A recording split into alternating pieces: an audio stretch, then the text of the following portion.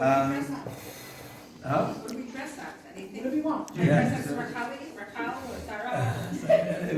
Queen Esther.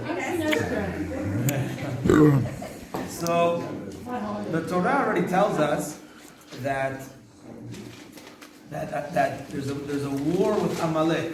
Amelek midor dor. From generation to generation, there's a war with Amelek, and the Haman came from Amelek. The Megillah tells us, and it was a big battle. Amelek. So no, he was a very long, much later the great grandson. We'll get into the.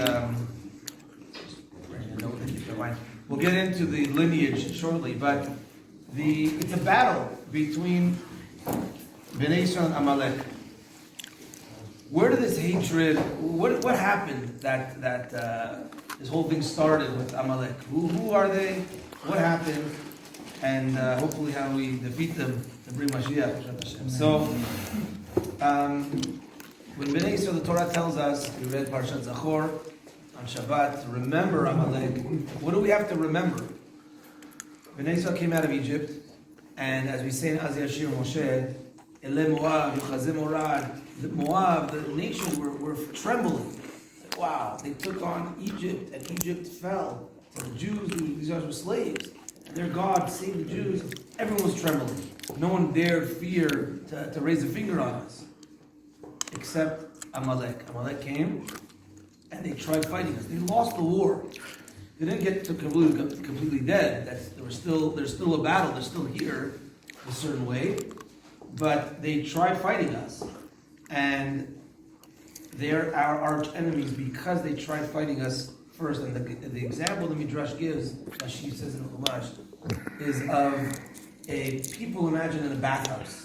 Back in the day, they would have a public bath, and now they would have a hot one, a cold one. And imagine there was one that was scorching hot. They would put their fingers, oh, I'm not going to go in, it's too hot, it's too hot, it's too hot. And then it says there was a big guy, he jumped in.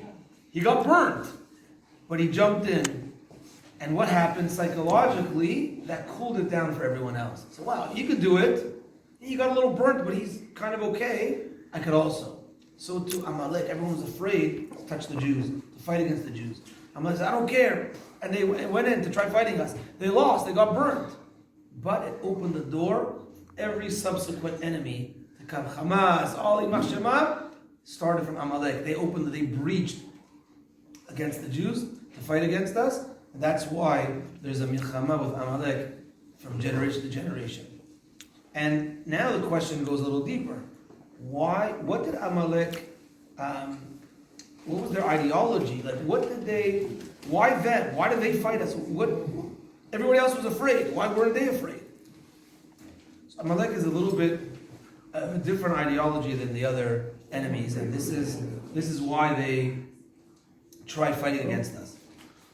We know there is Emunah in Hashem, and we heard so nicely so many times from Yaakov, his brother, who could be here, but he spoke about how much Emunah Avi had, and even though he went through such trying times, his Emunah in Hashem, his faith in Kadosh Baruch Hu, was always stellar.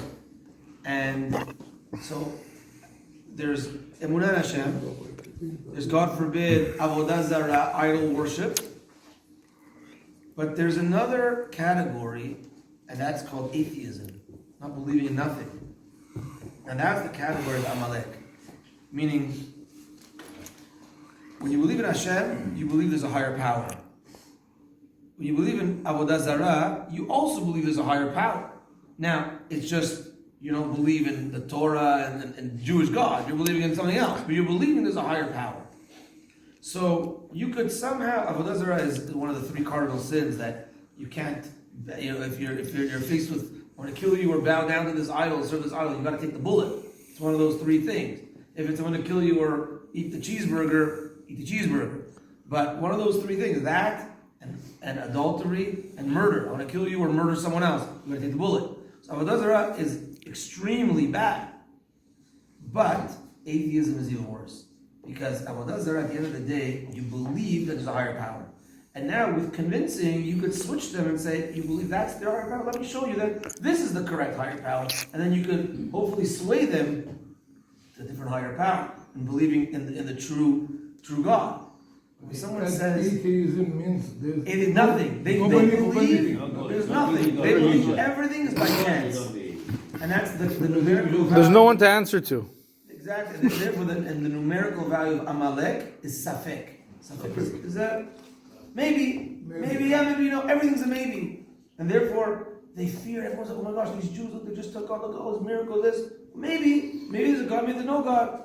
So therefore we can fight against them. It's, maybe we're going to win. Maybe yeah, maybe no. So that's the ideology that they brought to the table to try coming against us, and that's why it's such an extreme against HaKadosh Baruch Hu. That's Asher Karecha Baderech, as the Torah says, Karecha from Kar, cold. Their heart cold. There's no God. It's all whatever. It's all. There's nothing warm. There's no faith. And also the pasuk compares Amalek to a letz. A letz is a clown. A clown makes fun of everything. Everything's a joke. Everything's a joke. And the comparison is to back in the day when people go to war, they would put wax on their shields because they were fighting with arrows. And if the arrow, instead of getting penetrated into the shield is generally made out of leather, it would fall off. So too, the Baalei Musar say that if a person, God forbid, sometimes as a joker, everything's a joke. It's like you're putting a sheet of wax on your heart. You're not letting anything penetrate. It's just a joke. It's just that was Amalek. Everything was a joke. Everything was a maybe. Everything was a safek. Everything was a doubt. And that's what the pasuk says.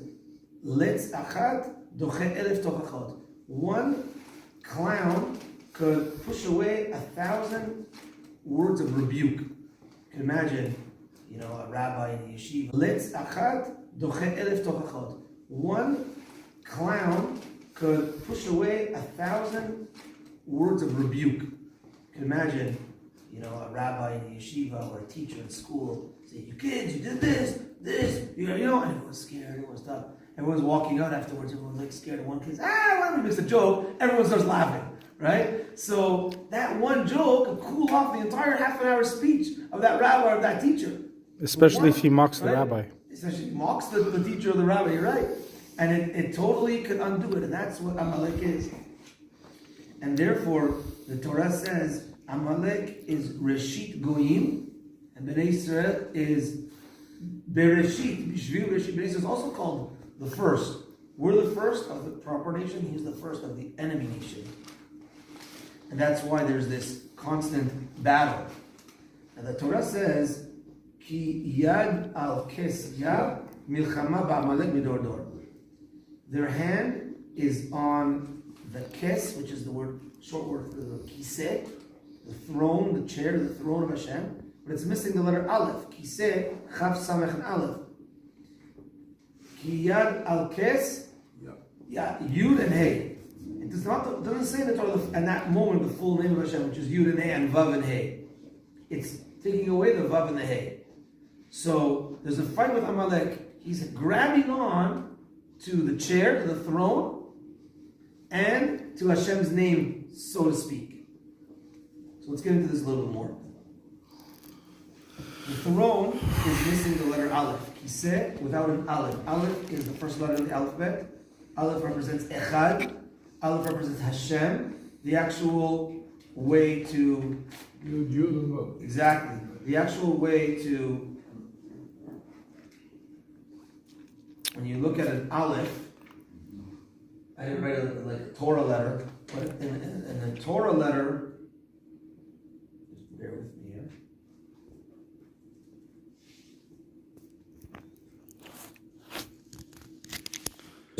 And a Vav. The numerical value of a Yud is 10. Another 10 is 20, and a Vav is 6. 26, that's the numerical value of Hashem's name. Yud and Hey and Vav and Hey is 26. So the letter Aleph represents Hashem. And in a certain way, they removed Hashem. Atheism wants to remove Hashem. That's taking away the Aleph from the word Kiseh. And what's left is Kes. Kisu is hidden. So they're hiding Hashem. Through atheism, you don't see Hashem in this world, and that's what they want to try accomplishing. So too in the name of Hashem, they took away the vav and the hey. What's left is the yud and the hey. We know Hashem Melech, Hashem Melech, Hashem Melech, past, present, and future. Haya, Hove, Yiyeh. Through the letters of Hashem, yud and hey, and vav and hey, you could spell past, present, and future. Haya, Hove, and Yiyeh. But there's only one that has the vav in it, which is Hove, the present tense. With the yud and the hey, you could spell Haya, Hey Yud Hey. You could spell Yiyeh, Yud Hey Yud Hey. So you could say like this, okay, yeah, maybe God existed in the past. This is what Amelek wants to say. Maybe there'll be a God in the future, who knows? But Hove, they took away the Vav and the Hey. In the present now, there's no God. So they took away the Vav and the Hey. And that's what we say in Tehillim. Ki bachar Hashem b'tzion, iva lemoshav lo. Hashem chose Tzion, which is Yerushalayim, and desired for it to be its dwelling place. Iva is the word Aleph, Vav, and Hey, which is to mean Hashem desires that, and those are the missing letters to spell Kiseh fully and Hashem's name fully. Yud and Hey and Vav and Hey. Now, how did Amalek get to this state? So Amalek, as a nation, came to fight us. But where do they stem from? Amalek is the grandson of Esav. Esav's son, named Eliphaz, married a mamzeret, and they had a son named Amalek. Amalek was a mamzer.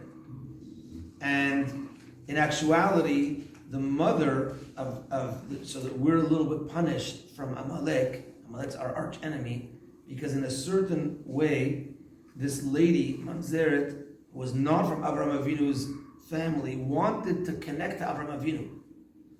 And Avraham Avinu rejected her. So, you're not part of...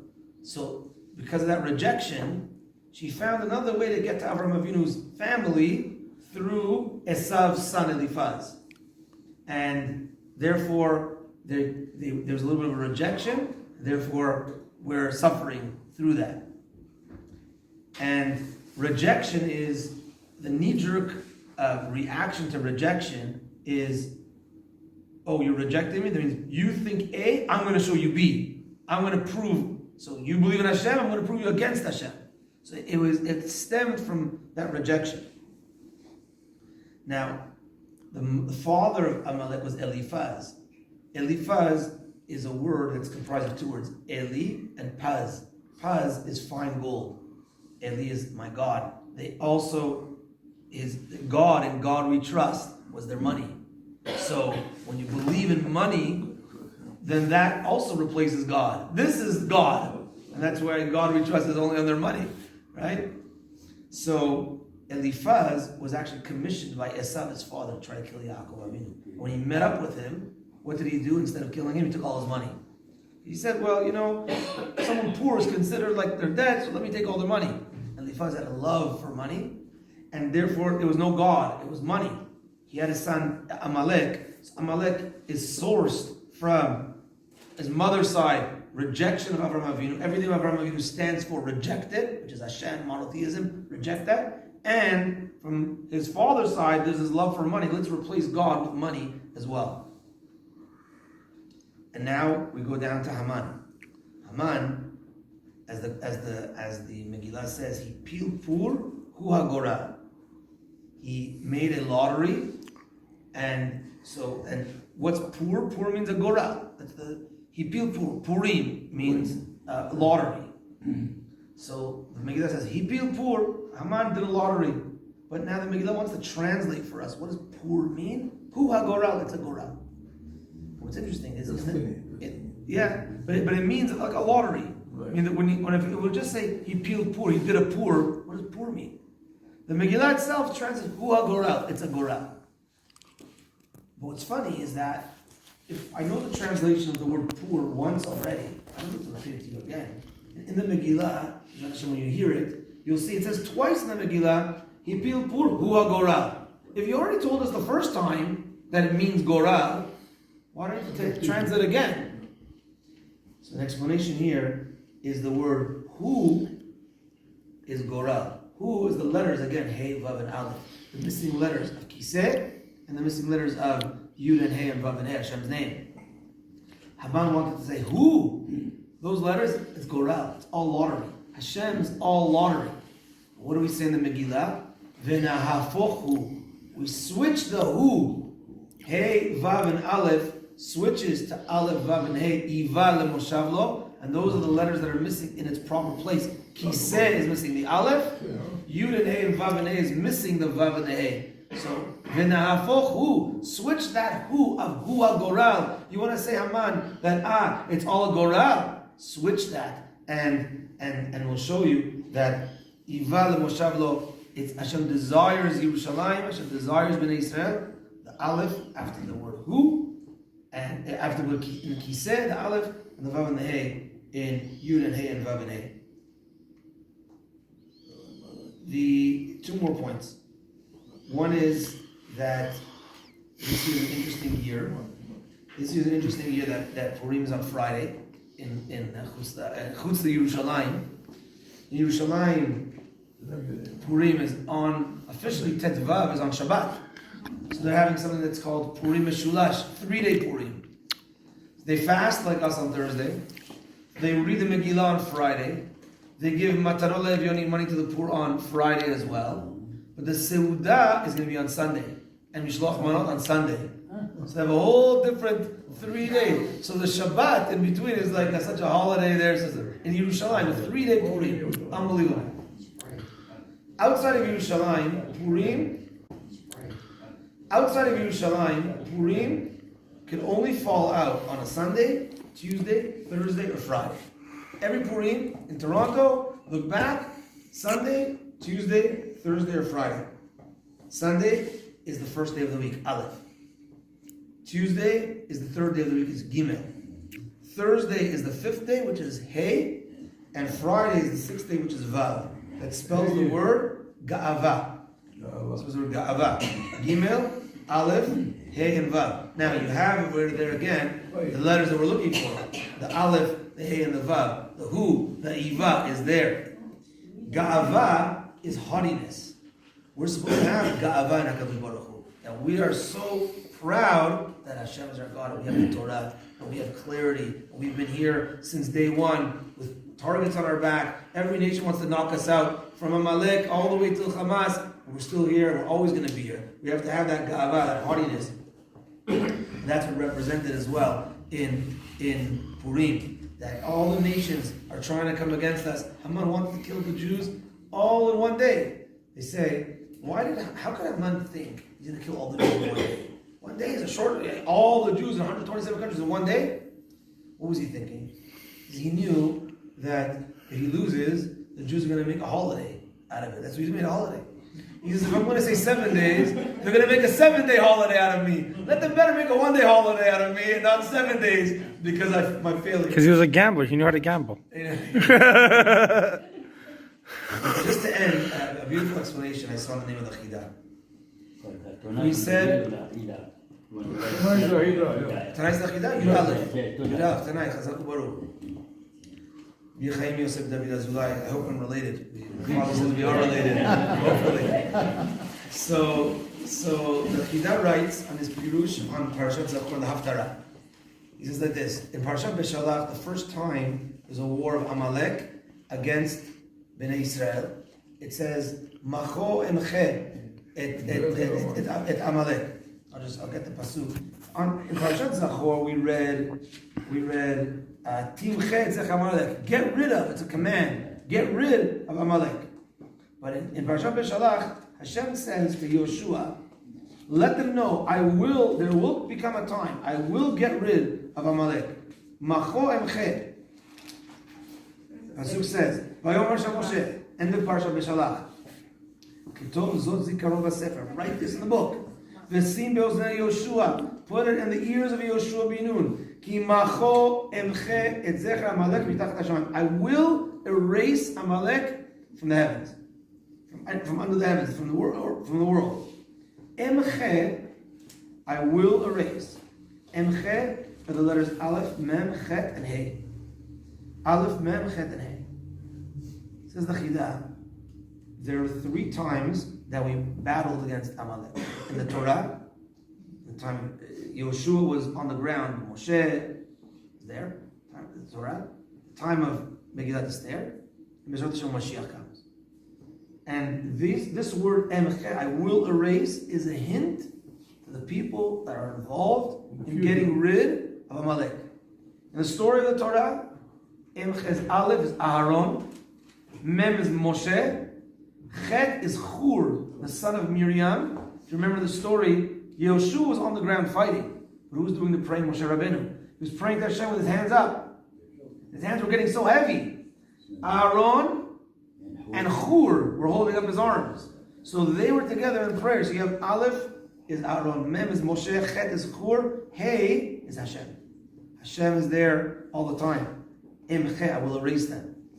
In the story of Purim, Aleph is Esther, Mem is Mordechai, Chet, Charvona, Gam Charvona Zachor Letov. He's the one who said, hey, Haman built a gallows here. Achashverosh says, yeah, go on, hang him on it. And the Hey is HaKadosh Baruch Hu. And Bezrat Hashem Mashiach comes, we're also going to have a group of Emche. Aleph is Eliyahu Navi. Mem is Mashiach. Chet, this requires a little bit of homework. The Gemara Masechet Sukkah of Nun Bet says there's 8 princes that are going to come with Mashiach. When Mashiach comes, there's 8 princes with him. Check that out. So that's the Chet. Chet is numerical value 8, and Hey is Hashem. Bezrat Hashem will be Zocheh very soon. Eliyahu Navi, Mashiach Tzidkenu, the Chet Tzichay Adam, and HaKadosh Baruch Hu Beyachad. Machon Chet Zech Amelek. To Mashiach Tzidkenu, Amen. אדוני חפץ זמן צדקו, ידיר תורה וידיר על ישראל.